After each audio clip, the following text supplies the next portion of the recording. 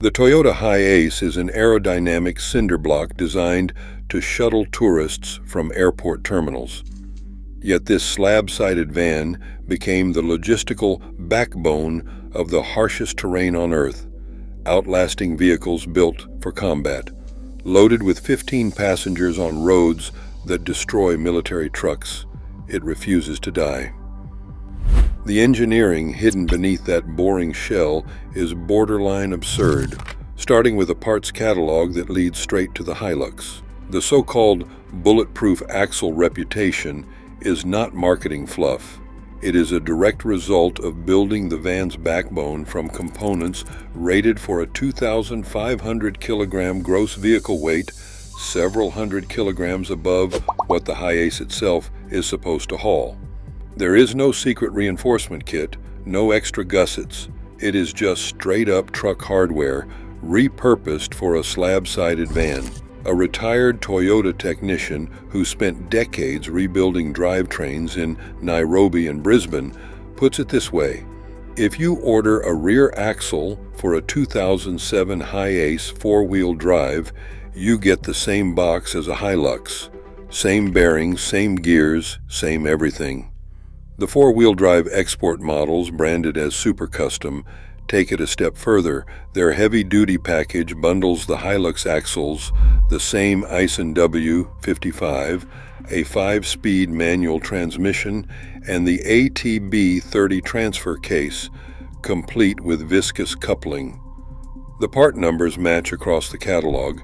Even the brake calipers, 24280-08010, are a straight lift from the Hilux four-wheel drive front end. It is a forensic trail of shared DNA, one that explains why a van built for airport runs can shrug off the kind of punishment that leaves purpose built off rotors limping home. If you're enjoying this content, subscribe now. The HiAce's cab-over layout isn't just a quirky design, it is a spatial hack that turns every millimeter of wheelbase into usable cargo floor. With the driver perched over the front axle and the engine tucked beneath the seats, the van's floor stretches nearly the entire length between the axles. On the long wheelbase model, that is 3,860 millimeters of uninterrupted, load-ready space. The front overhang is just 250 millimeters, barely a bumper. The result is that about 68% of the HiAce's total footprint becomes a flat cargo deck, a figure that beats most conventional vans by a wide margin. There is no wasted nose, no sprawling hood, just a slab-sided box with a floor that starts almost at the front doors and runs all the way to the rear doors. This is why operators in Nairobi, Manila, and Sydney routinely overload their HiAces. There is simply more room to fill, and the van's geometry dares you to use every inch. The short overhang also pays dividends in tight spaces. The turning radius shrinks, letting a fully loaded HiAce snake through alleyways or make a U-turn in a single shot where other vans would be stuck. Toyota squeezed the maximum out of the minimum, and the world's bush taxi drivers took notice. Ask any bush mechanic in Nairobi or Alice Springs what keeps a HiAce alive into its 7th odometer digit, and the answer comes back in 3 letters: 1KZ. The 1KZTE and its direct injection cousin, the 1KDFTV, are not just engines, they are the industrial heart of the HiAce's legend.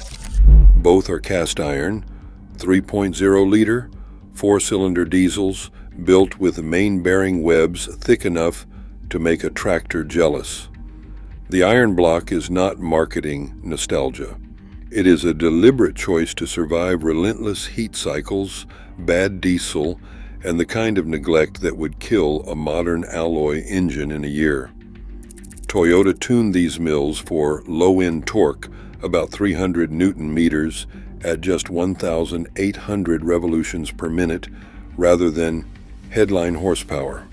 That means less stress, less heat, and less drama, mile after mile. Fleet records from Japanese bus operators and African bush taxi collectives routinely document HiAce hitting 500,000 miles before the first major overhaul. A diesel mechanic in Mombasa who has rebuilt more 1KZ engines than he can count puts it bluntly: if you change the oil and do not run it dry, it will outlast the body.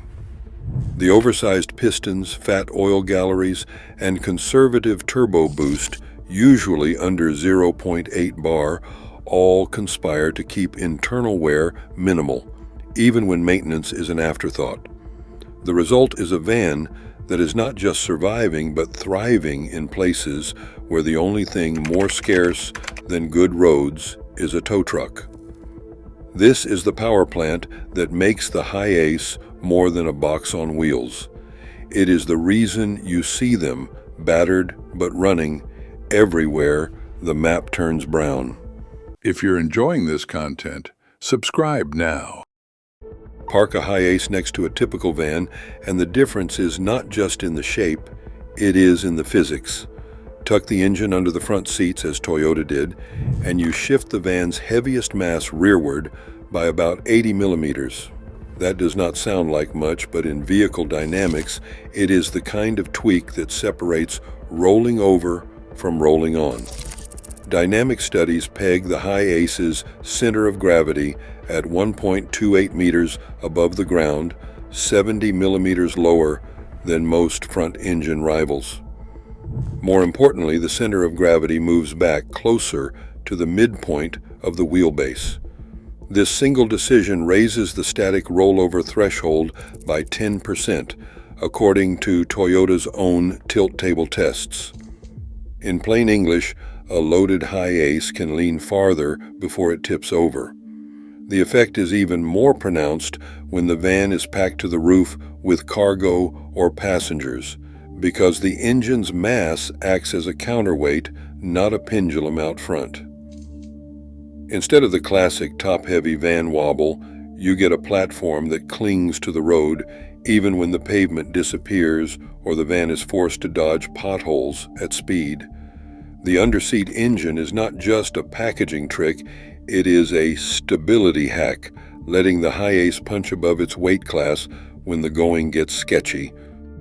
Full-time four-wheel drive in the HiAce isn't just a badge, it's a mechanical advantage baked into every kilometer. The heart of the operation is the ATB-30 transfer case, a gear-driven unit with a viscous coupling that quietly shuffles torque between the axles. There is no need for driver guesswork or hunting for a lever in a muddy ditch. The system senses slip and, thanks to its silicone-filled viscous unit, sends power to the wheels with grip, sometimes up to 70% to the rear or to the front, depending on where traction is found.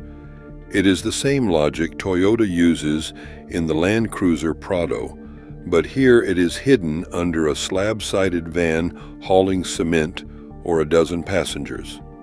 Export models get a manual lock option, flipping the center differential into a true locked mode for the worst ruts and sand.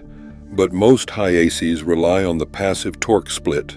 One technician who has rebuilt more than a few of these sums up the viscous coupling behavior. He says it is like a bouncer at a club. Most nights it just watches, but when things get rowdy, it steps in fast. This is how the HiAce keeps moving when the road turns to chaos. The system does not need electronics or fancy sensors, just gears, fluid, and the relentless logic of physics. The result is traction that feels effortless, even when the van is loaded and the pavement ended 5 miles back. If you're enjoying this content, subscribe now. Torsion bars up front, leaf packs out back. On paper, it's prehistoric.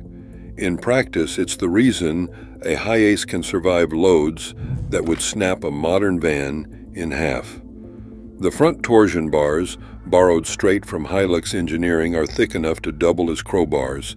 Each bar handles thousands of newtons without flinching, soaking up potholes and curb strikes that would bend lesser vans' strut towers. Out back, the multi-leaf spring pack is pure brute force. 3 steel leaves stacked and arched, designed to take a beating. Toyota rates the HiAce for a payload of around 1,000 kilograms, but in the wild that number is a polite suggestion. Field tests and bush taxi logs show these vans routinely hauling 3 times that, up to 3,000 kilograms, day in, day out. The suspension doesn't complain, it just gets stiffer. Empty, the ride is punishing, every bump telegraphed through the chassis. But loaded to the roof, the HiAce transforms. There is a saying among African fleet drivers, terrible empty, invincible full. That's not marketing. It's physics proven on roads where the only shock absorber is the seat of your pants. Toyota's suspension logic is blunt. Build it to survive the worst and let comfort take a back seat. Sunrise in Nairobi, and a HiAce Matatus is already double parked at the curb, doors wide, engine idling. The driver, one hand on the wheel and the other waving in passengers, is not counting heads, he is counting fares. By the time the van pulls away, there are 17 people crammed into seats designed for 12, plus 3 more perched on folding jump seats, and a toddler wedged between sacks of maize. Roof racks strain under stacks of jerry cans, market produce, and the occasional goat. The official payload limit is a polite fiction. In reality, these vans are hauling upwards of 1,500 kilograms, sometimes flirting with 2 tons when the route is busy.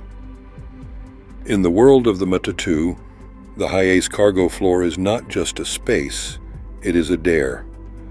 The van's slab sides and flat deck encourage operators to push the envelope, and the suspension somehow absorbs it all without protest.